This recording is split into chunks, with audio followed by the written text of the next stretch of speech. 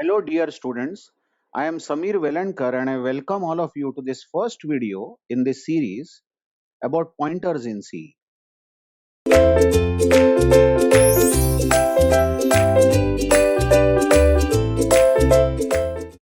Now, pointers in C is found quite difficult by almost all students initially, but pointers in C is a very important topic because it has great applications in computer science because it directly deals with memory of the computer.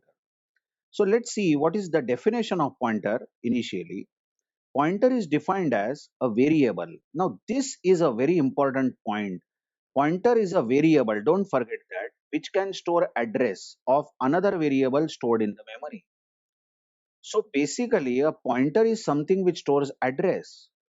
For example, integer variable stores int value, or float variable stores some real number.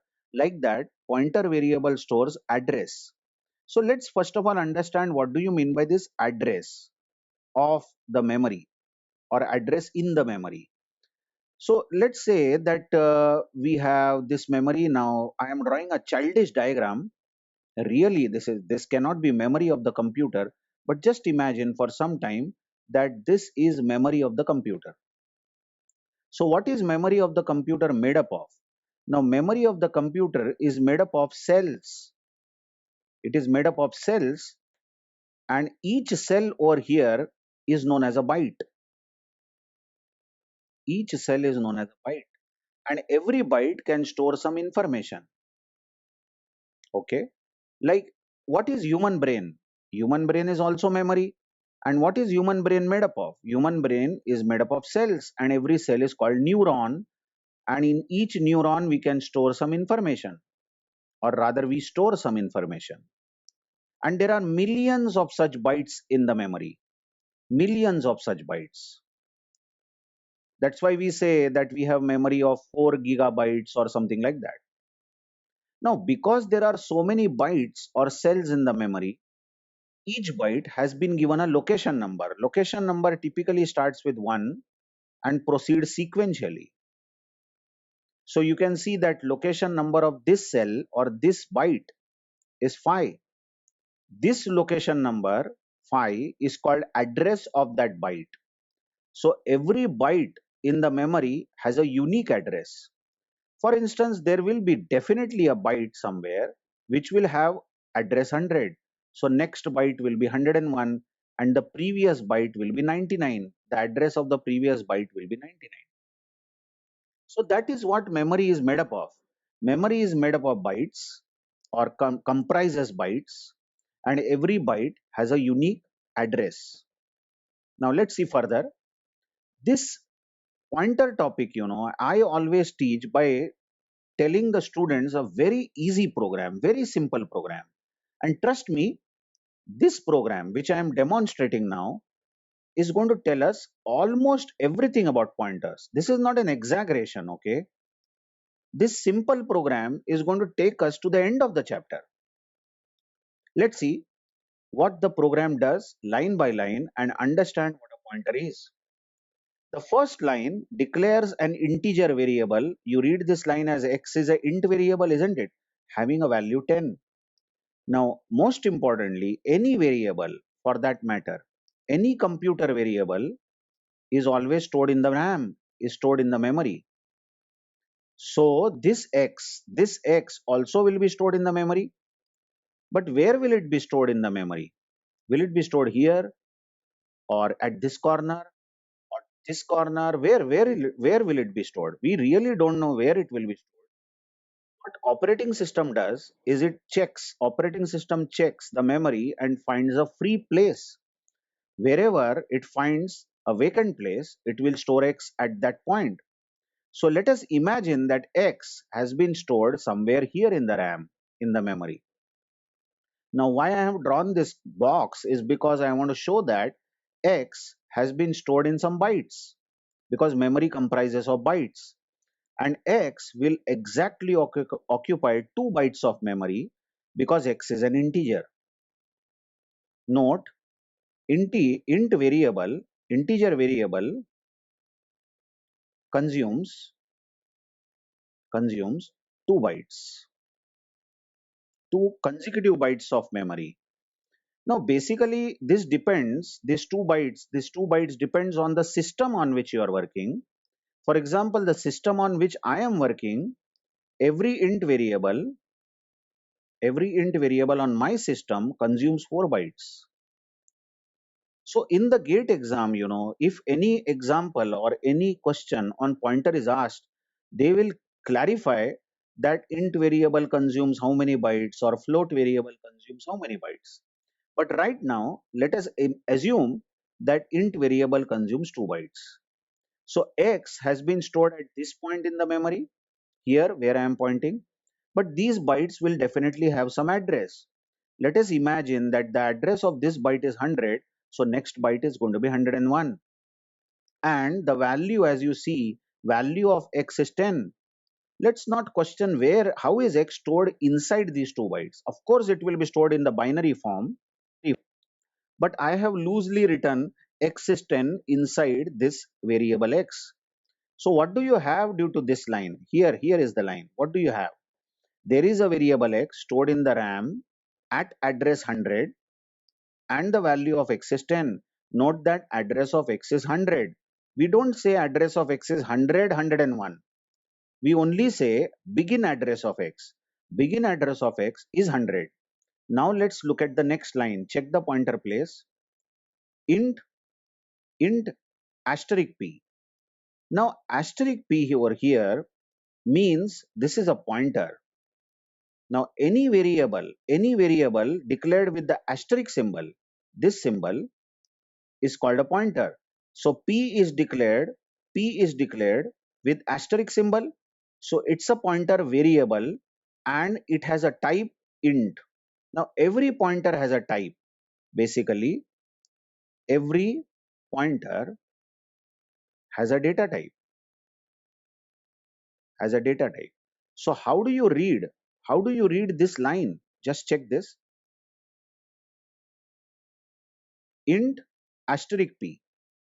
P is a pointer of type integer. This way you read it. P is a pointer of type integer, or we say P is a integer pointer. So let's come to the line again. Int asterisk P. P is a pointer, then P is also stored in the memory. Now any pointer is also stored in the RAM, in the memory. That's why look at the basic definition on the top of the page. The definition says P is a pointer variable. P is actually, pointer is a variable. Check this. Pointer is defined as a variable. So any variable is stored in the memory. So we have P stored in the RAM and P will consume 2 bytes. Now basically P is a pointer of type int, isn't it? So, and you know that int consumes 2 bytes. So P will consume 2 bytes. Actually, at this point of time, it is very important to know that pointer always consumes 2 bytes. Whether it is int pointer, float pointer, double pointer, char pointer, whatever data type you give to the pointer is always consuming 2 bytes. Okay, we will learn more about this in the next videos. But right now you can understand that P consumes 2 bytes and this P itself will have address. So let's say P itself is stored at 2 bytes, 500, 501. And notice P is not having any value.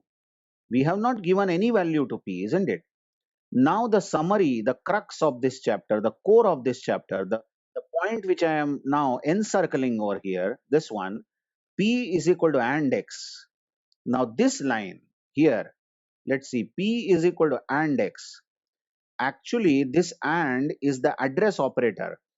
AND is called address operator. And this AND gives address of X. This address of X is stored by P.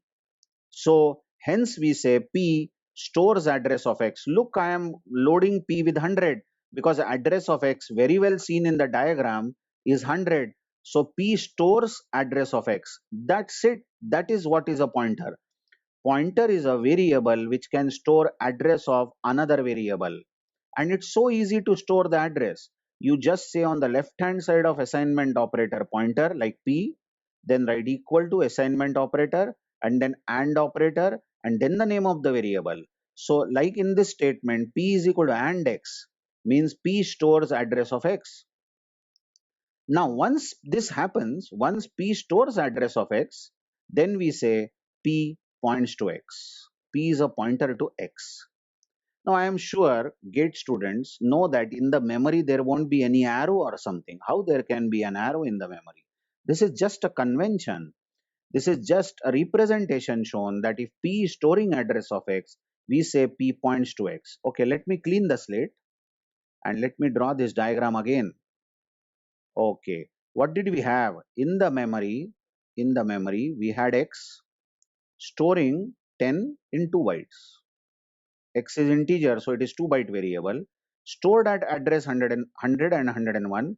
Remember, we don't know where is X stored. We are just assuming it is stored at 100, 101, but definitely it will be stored at some location. Then there is a pointer called P. P is a int pointer, or data type of P is int, so it consumes 2 bytes. Anyway, any pointer consumes 2 bytes. I said that, but more about that in the next videos. And then P is equal to AND X. This statement, P is equal to AND X, means that P will store address of X, and begin address of X is 100. So P stores address of X, then P points to X. Now once this happens, if P points to X, if P points to X, then this notation asterisk P, if I write asterisk P anywhere in the rest of the program, then asterisk P means value of X. Value of X. So if P points to X, as you see P is pointing to X. Now if I write asterisk P in anywhere in the rest of the program, I will get value of X. Value of X is 10. You can state it in other words like this.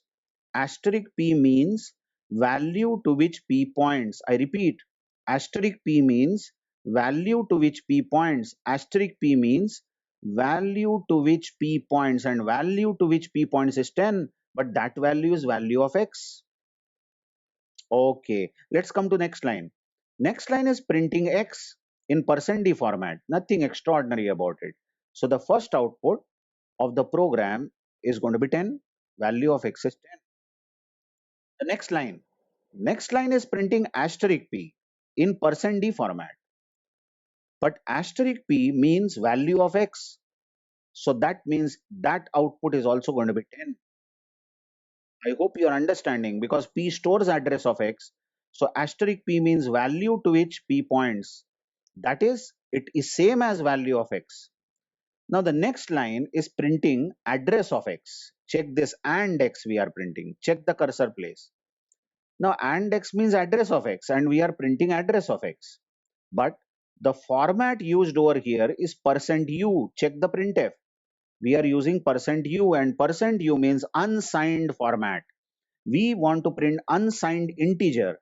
Now all of you understand that the address that we are printing is never going to be negative. You know, %d format is used for printing positive or negative numbers, because decimal numbers can be positive or negative. But pointer, that is address of a variable, cannot be negative. So you use unsigned integer format, %u format, for printing addresses.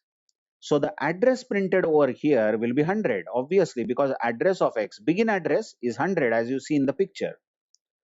Next line is again printing address of X. Read the printf. Address of X is %u, and we are printing P. Now you observe, we are printing actually value of P, and you all know value of P is 100. So 100 will get printed. Now the next line is really something interesting.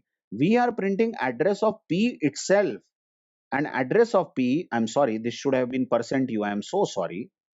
This is %u, because addresses are printed in unsigned integer format, and we are printing address of P, and P means address of P, and address of P is 500, as you see in the picture. So the output of the last line is going to be 500. Moral of the story is, it is so easy to declare a pointer.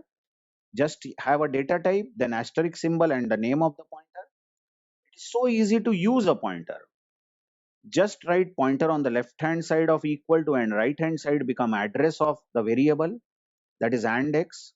And once the pointer stores somebody's address, then asterisk followed by the pointer name is the value of the variable to which it points.